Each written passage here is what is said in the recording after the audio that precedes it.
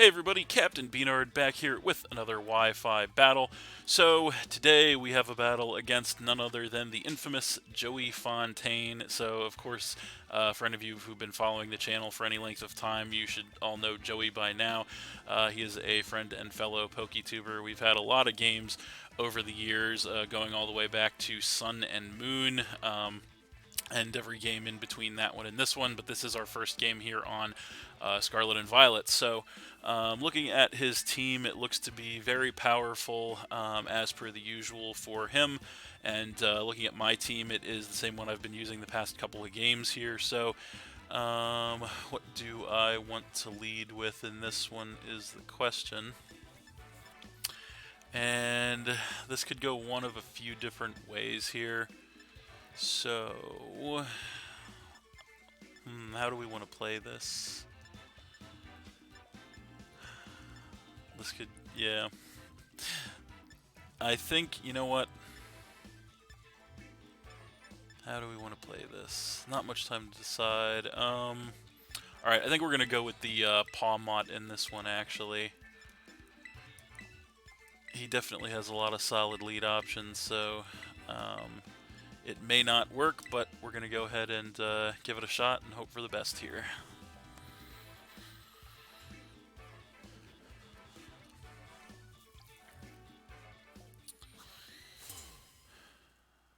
Alright, so there he is, and he is going to go ahead and lead with the Dragapult, which is kind of not what I wanted to see. So yeah, there's that. So what do we want to do to this thing is the question. So he should be outspeeding us for sure, we know that, but we are Focus Sash, so we know we should live any attack that he goes for. How do we want to play this here? He definitely has many switches. But I think right out of the gate, I think the best thing we can do is just go ahead and go for an Ice Punch. So that's what we're going to do. See what he wants to do here. And so he is going to just go straight for the Draco Meteor right away, living up to his nickname. He actually gets a critical hit, knocks us all the way down to the Focus Sash, but of course we do survive because of it. He's going to get a harsh special attack drop off of that. We're going to go for the Ice Punch in return. We are max attack, but it is not enough to actually take him out, but we actually do get the freeze. So that is pretty lucky on our side.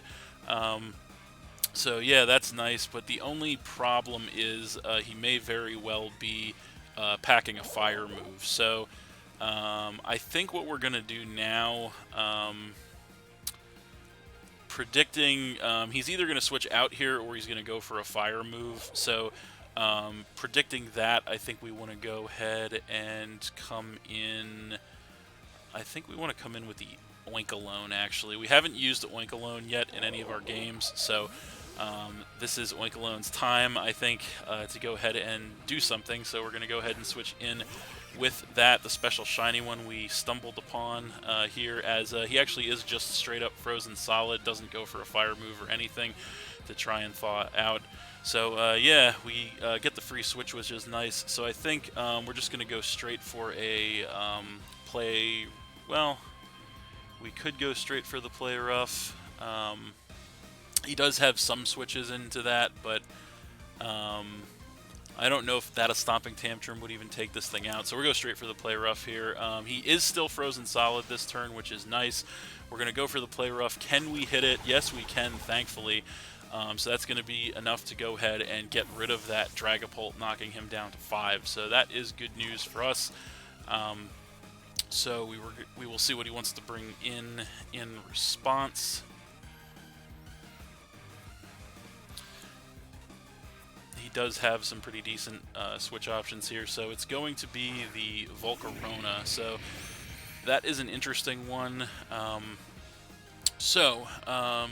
we have to decide what we want to do to this thing. We are thick fat, so if he goes for a fire move, it is going to be reduced damage is nice, which is nice. We could go ahead and Terrastalize into a fairy type to resist his other stab move if we want to, although I don't know if we really want to do that. He's probably just going to want to start setting up Quiver Dances more than likely.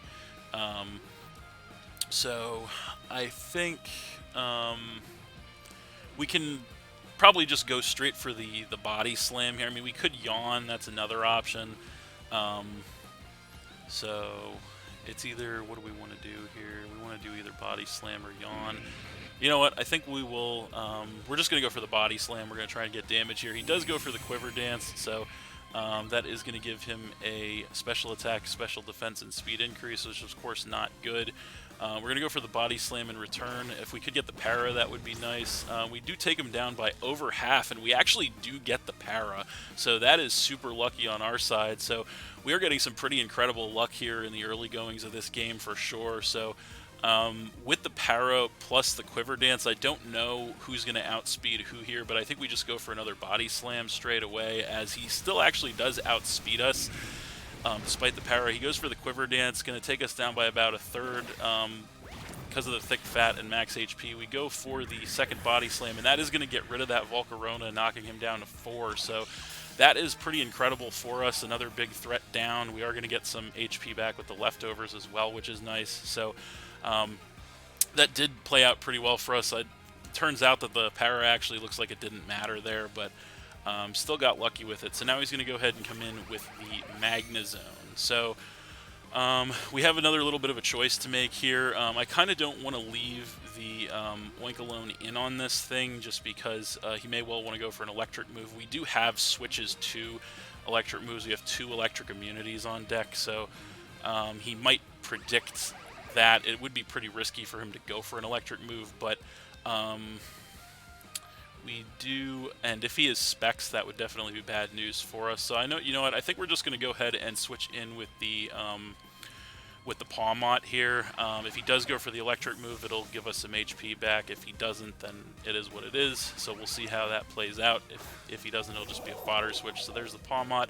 He does go for the flash cannon, unfortunately, so that's obviously going to take the Pawmot out from that range and knock us down to 5, but that's kind of okay. So at least now we know what we're dealing with here. So I think the best course of action here is going to be to go ahead and come in with our Iron Moth at this point. This thing may well be choice itemed, and even if it's not, it might not have the best of moves for us, aside from electric, of course. So let's see here. He does definitely have a lot of switches into a fire attack, so I really don't anticipate him staying in on this matchup, as he has several viable switches here. So the only question is, how big of a risk do we want to take here? That's the real question, because if we could predict one of his rock types to come in and go for an energy ball, that would be huge. So I really don't think he's going to stay in here, but at the same time, I really don't want to risk it right now because we are ahead. So I think we just go Fire Blast anyway, and he does switch out, so that's unfortunate. We should have risked it. So, but it is what it is. He's going to go ahead and switch in with the Tyranitar, which is unfortunate. Gonna go ahead and get the Sandstream to create the Sandstorm, of course, as we do go for the Fire Blast. We actually miss, so that is also unfortunate. It would have done some chip damage, would have been nice, a potential burn, but just kind of is what it is. So we definitely can't stay in on this matchup. Definitely have to get out of there. So what do we want to bring in to face the Tyranitar is the question. He could definitely take this opportunity to set rocks up. He could Dragon Dance. He could do a lot of things, actually. I think the best course of action here is probably going to be to go into the... I think it's probably going to be the Toad Scroll, so we're going to go ahead and do that. So, see how that works out. So there it is. And he is just going to go for the Ice Beam, so he actually predicts the switch, goes for the Ice Beam, and that is going to do a whole lot of damage to us.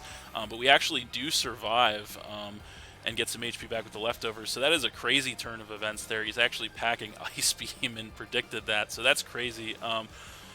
So we get some HP back with the leftovers, and is he choice item into that Ice Beam? That would be the real question here.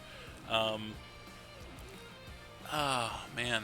I really didn't want to lose Toad Scroll like this, but he really just made that prediction. He made the plays there, so You know what? I think we are going to.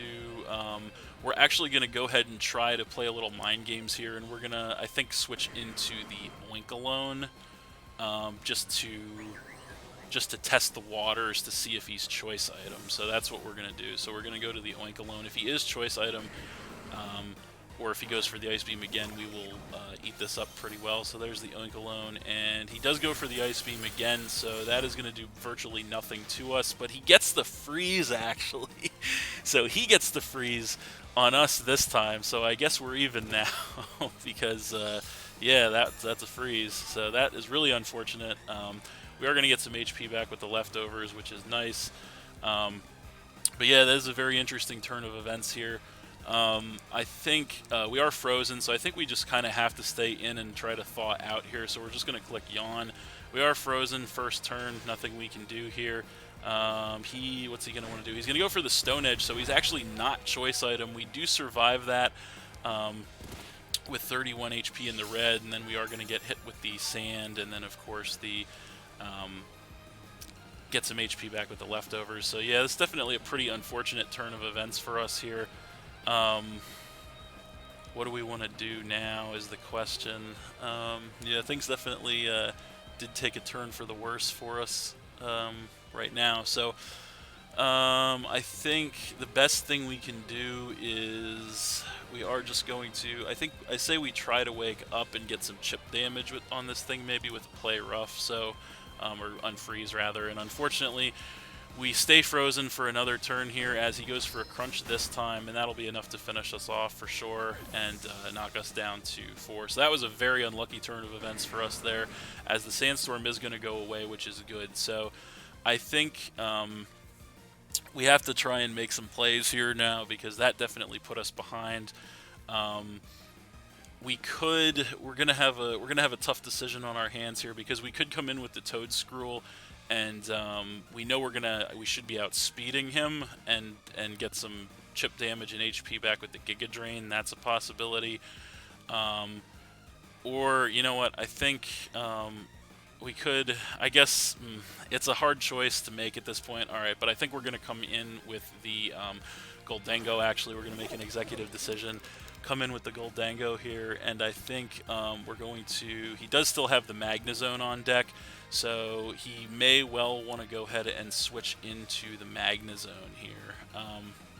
So we could, and he's probably going to be Magnet Pull with the Magnezone, I would think. So we should be I think we outspeed the Tyranitar actually. So this is going to be a difficult decision here. If he does stay in, we're going to be in trouble if we don't go for Make It Rain. But I think, you know what, we have to. Either way, we're about to make a risk here. But I don't think he stays in. I don't think he stays in here. Okay, so I think we go Shadow Ball, because I don't think he stays in here. He doesn't stay in. Okay, thankfully he doesn't stay in. And what's he going to come in with? He's coming in with the Magnezone, so we got the prediction right. This thing is not going to appreciate a max special attack choice specs Shadow Ball. That's exactly what we're going to hit him with. And how much damage is it going to do? It is almost enough to take him out, but not quite, unfortunately. So, let's see here. We're going to go ahead and confirm that he's Magnet Pull. We're going to try to switch into the Tentacruel, and no, he's actually not Magnet Pull, so that's interesting. So we're going to get the switch into the back into the Tentacruel, predicting the electric attack here, as he is just going to go for a Thunderbolt, so we do get the free switch with the Tentacruel, which is great. So he's not Magnet Pull, which means he's probably Sturdy, which is interesting, but obviously the Sturdy is broken, so we get some HP back with the leftovers. That did work out pretty well for us. So now the question becomes, what do we want to do to this thing? He could very well be choice item. I'm thinking he's choice item, so I say we could get a nice Spore off on something here if we predict the choice item. But you know what? I don't know that that's a chance we want to take at this point in the game. So I say we just, based on what he's got left, I say we just Giga Drain, actually. I think that's the best play, so we Giga Drain. So he actually is going to go for the switch, so he could have spored something. But it is what it is. What's he going to come in with? It is going to be the Tyranitar, so he is going to come in with that. He is going to get the Sandstream to kick up the Sandstorm once again. As we do Giga Drain, that is going to do virtually nothing to this thing, which sucks. We are going to get some HP back there, which is good. But I don't think, even after the Leftovers recovery, it is not going to be enough to survive an Ice Beam from this thing. So we're in a little bit of a predicament with this Tyranitar here for sure. We know he's got Ice Beam on deck. If he goes for it, we know we can't take it. Unfortunately, thanks to the stupid Mycelium Mite ability, even if we do outspeed this thing, our Spore will go last. Based on the damage we saw from the Giga Drain, I don't think it's really even worth it to try and Earth Power this thing, because we know we're going to lose this thing if he makes the play read. We could be in real trouble if he reads our switch and goes for a Stone Edge if we try to switch the Iron Moth in. Oh man, this is a tough one actually. This is a really tough call right now. I think our only play here, I think we have to switch we need a clean switch right now, so I think our only play is to actually switch in with the Bombardier, so that's what we're going to do. We're probably not going to take an Ice Beam very well, but there it is, as he does go for a Fire Blast, so that's an interesting. So he reveals his last move. He actually does not have an, so he has Fire Blast, Ice Beam, Crunch, and Stone Edge as his moveset on this Tyranitar, which is very interesting. So we do take that relatively well. Chip damage from the Sandstorm, HP with the Leftovers, the whole 9 yards. Now the question becomes, what do we do? So he's got, he still has a lot of options here. We could definitely just U-turn on this thing. I don't know if we're going to outspeed him or not. I think it's a little late to set Stealth Rock up in this game, so I don't think it's worth it to do that. So we're just going to go ahead and click U-turn. He actually is going to switch out here, so I'm not sure what he was anticipating on our side, but he's going to switch into the Magnezone basically as fodder here. As we go for the U-turn, that's going to go ahead and finish the Magnezone off, knocking him down to 3, which is nice. The only bad thing about this is now we're going to have to show first as to what we bring in on this thing. So he has the Tyranitar, the Lycanroc, and something else that I don't remember. So I say at this point we go... If we go Toedscruel, he's just going to go... If we go Toedscruel or Iron Moth, really, he's just going to go back into the Tyranitar. So I think we might have to go... I think we might have to go this. Yeah, if we have to go Gholdengo in this point, I think. So we're going to go Gholdengo. So yeah, it does match up relatively well. I think we should be outspeeding the Tyranitar here if he does come in with that. But I'm not 100% positive on that. But I think we don't have any speed investment, but Gholdengo has naturally decent speed. We are max special attack, max HP with a choice specs. So yeah, we'll see what he wants to bring in to face this thing. We could definitely, now that we know what his set is, he is gonna come in with the Tyranitar and probably try to crunch us. So now that we know that he doesn't have Earthquake, we know he's more than likely gonna crunch. So he's got the Tyranitar, the Lycanroc, and the Iron Valiant. So I say it's time to go ahead and bust out our Terra. So we're gonna Terra into a pure Steel type and go for a choice specs Make It Rain here. That's going to be the play, because I think he's going to be going for the Crunch. I don't think he would go for the Fire Blast because he knows the special attack is much lower. So we're going to lose our Ghost typing to gain a... so that if he goes for the Dark move, it'll be neutral effective here. So there it is. Terra Steel Gholdengo, but he's actually going to Terrestrialize as well.